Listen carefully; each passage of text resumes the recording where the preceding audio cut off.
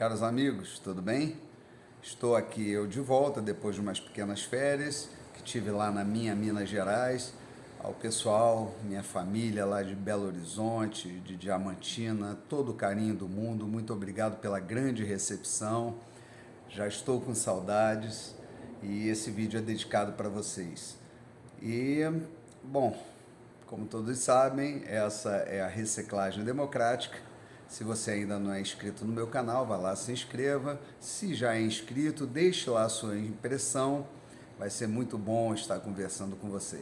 E sem mais delongas, vamos então aos principais assuntos da semana.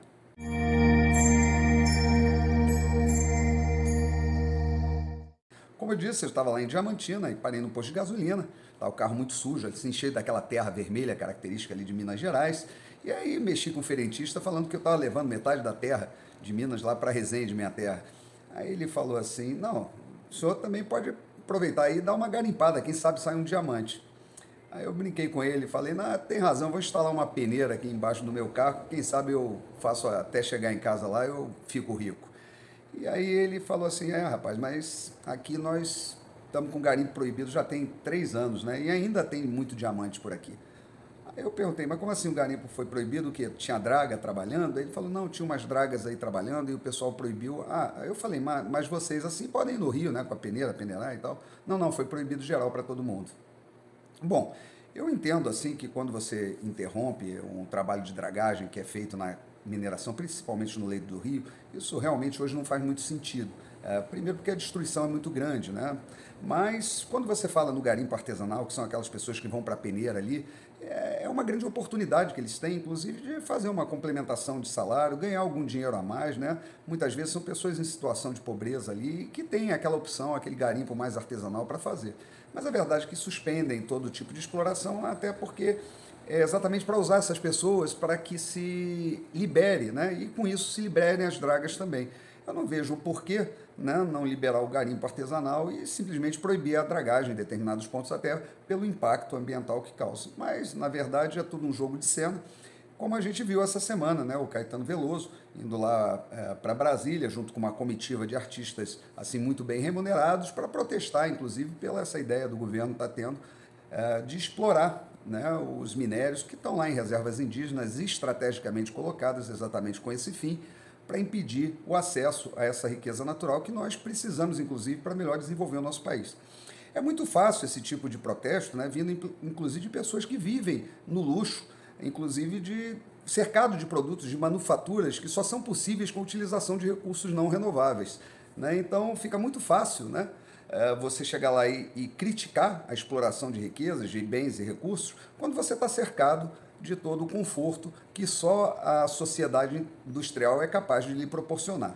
Então é essa hipocrisia que vem muitas vezes aí da esquerda e dos ambientalistas, que ao invés de buscar um meio termo para que nós possamos realmente usufruir dos recursos naturais com o menor impacto possível, eles preferem acabar com qualquer tipo de possibilidade de se fazer qualquer exploração, mesmo que racional. Na verdade, eu estou cansado já, eu há muito tempo trabalho nesse país e a gente trabalha, né, contra pessoas que não querem que nada aconteça. Né? A turma que, olha, eu não quero que aconteça nada. Normalmente são pessoas que estão dentro do Estado, na vida pública ou em algum cargo de decisão, que nunca na vida empreenderam nenhuma barraquinha de pipoca, não sabe as dificuldades que é empreender nesse país, e ao invés de tentar facilitar a vida de quem quer empreender, muito pelo contrário, criam todo tipo de regra, todo tipo de obstáculo para que se produza, e aí a gente vai vendo a geração de pobreza.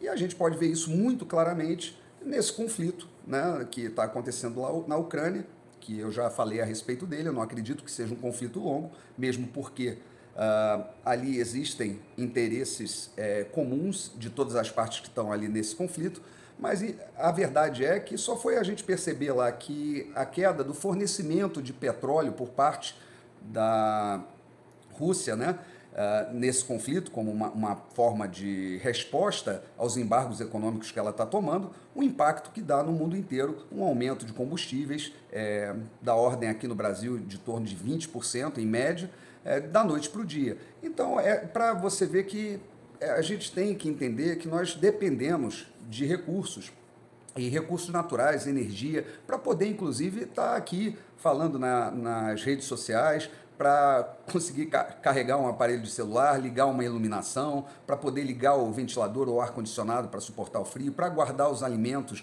dentro da geladeira, para se locomover a grandes distâncias, seja de carro, seja de moto. Nós não podemos preceder desses recursos. E aí fica essa demagogia, né, esse ambientalismo chinfrim, dizendo que não há como, o planeta está aquecendo, temos que mudar. Sim, temos que mudar, vamos mudar matrizes energéticas, mas é muito difícil agradar os ambientalistas. Por exemplo, se todo mundo hoje comprar carro elétrico, como é que você vai carregar os carros elétricos? Afinal de contas, as nossas matrizes energéticas não dão conta nem do que está acontecendo agora, né, o abastecimento agora.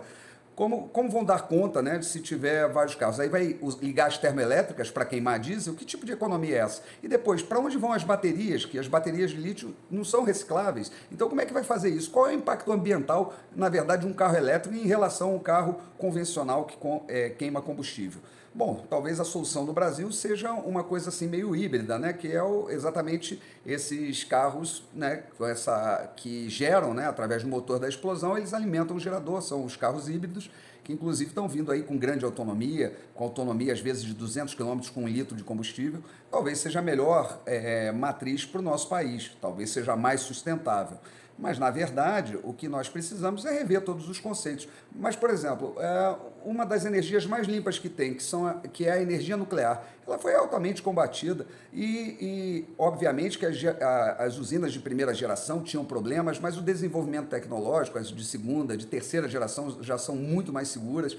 E tem agora as usinas de quarta geração, que são capazes, inclusive, de reciclar o lixo nuclear das usinas de segunda e terceira geração, produzindo, inclusive, mais combustível, ou seja, tornando esse ciclo sustentável. E são energias muito mais baratas, muito mais limpas e que hoje nós detemos uma tecnologia muito mais eficaz para controlar esse lixo e suprir de energia que nós precisamos, inclusive energia limpa, para poder manter esse planeta equilibrado. Afinal de contas, todos nós gostamos dos confortos da sociedade industrial, né? Fica muito fácil no sofá, você está ali em frente a uma TV, né, de 50, 60 polegadas, ou então em frente a um laptop ou um celular, e está falando mal do capitalismo, da sociedade de consumo, e usufruindo de tudo isso, né? Então deixa de ser hipócrita e comece a pensar em soluções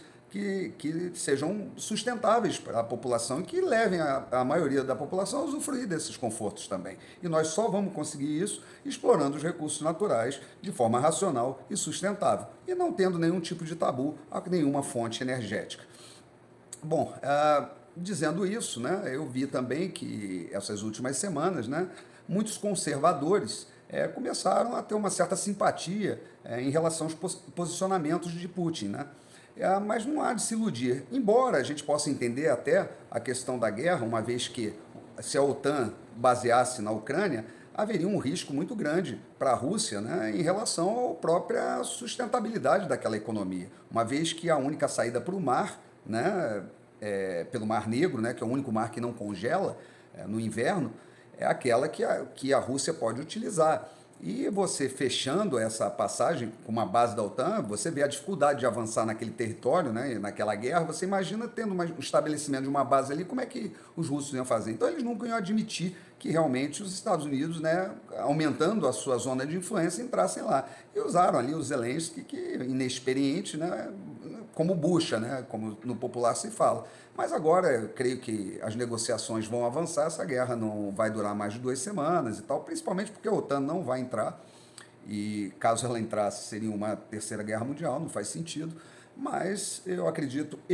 nas negociações de paz, vão ser intermediadas por Israel. Eu esperava até que o Brasil entrasse nisso, que o Brasil tem um histórico de sucesso em negociações de paz. A posição do Brasil é a melhor posição possível, ele condena os ataques, ao mesmo tempo pede por paz, mas também mantém a sua neutralidade, que proporcionou inclusive que não houvessem bloqueios dos insumos, como fertilizantes que estão sendo exportados pela Rússia e Bielorrússia para o Brasil, que são fundamentais para a nossa agroindústria. Agora, voltando ao Putin e os conservadores, né, essas posições não tem nada a ver com conservadorismo. Nós temos que entender que Putin é um ditador, né? Como todo socialista é um ditador, só que o socialismo dele, vamos dizer assim, é um socialismo de direita, não marxista.